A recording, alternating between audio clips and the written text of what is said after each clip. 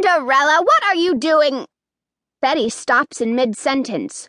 Excuse me, young man, young lady in the flume flag, who are you people?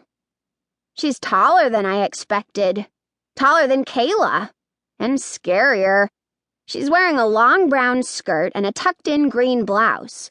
She has thick, straight gray hair that falls past her shoulders, straight bangs across her forehead, a narrow nose, thin lips, and beady brown eyes.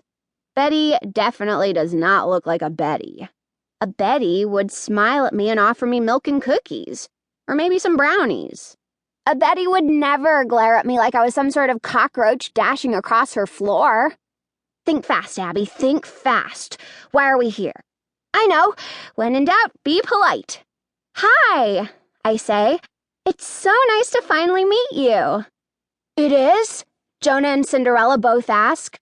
Jinx, Jonah calls. Betty takes a step closer to me.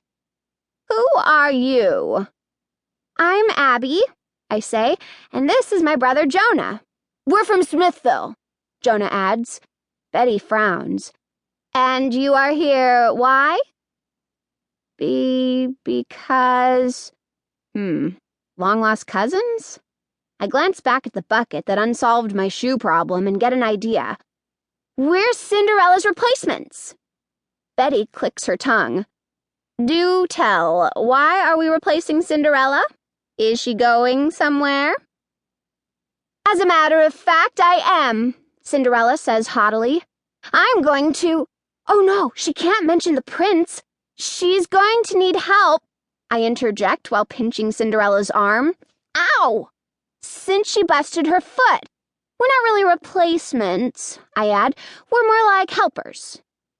Betty's beady brown eyes nearly bug out of her head at the sight of the overstuffed toes.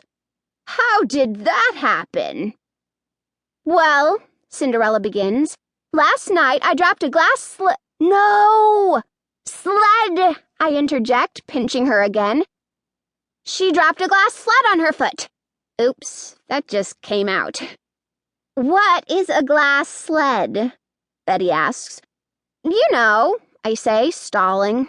A sled. For sledding? Down a hill, Jonah adds. I love sleds. We have one at home. It's wood, though. But I bet glass ones are slippier. Yes, I say, exactly. Much slippier. I really can't believe the words that are coming out of my mouth. But there's no snow outside. Where was she using a sled? Betty asks. And where did she get it? Right. Good points. She found it in the neighbor's trash, I say. Now we know why they were throwing it away. Dangerous things, these glass sleds, especially when used down staircases.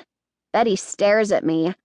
Obviously, she would have used it outside if there had been snow, I add, but there isn't. That kind of makes sense, doesn't it?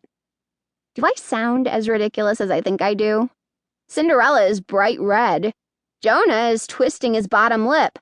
So, yeah, I probably do. Betty scans the attic. Then where is said sled now? She's got me there. No. No. I will not let her win this. Where is the glass sled now? I know. After it busted Cinderella's foot, I had to throw it out, like the neighbors did. Wise people, those neighbors.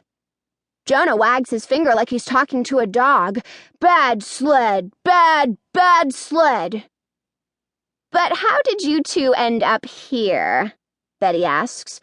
How did we end up here? Good question. I'm guessing that the magic mirror explanation isn't something I should share. She delivered the newspaper, Cinderella offers. Way to go, Cindy. Yes, I cheer. I was delivering the newspaper. Exactly. And I heard Cinderella scream when she landed at the bottom of the staircase. That makes no sense. Why is her foot swollen?